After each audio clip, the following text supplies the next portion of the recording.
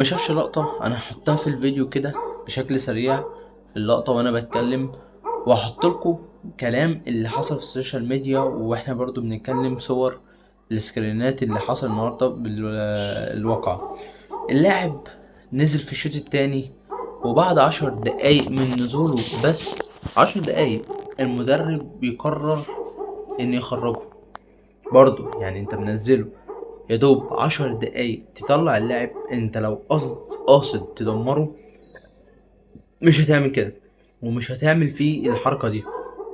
ايا كان هو كان وحش، كان في إيه؟ انت اللي منزله وانت اللي اخترت تنزله.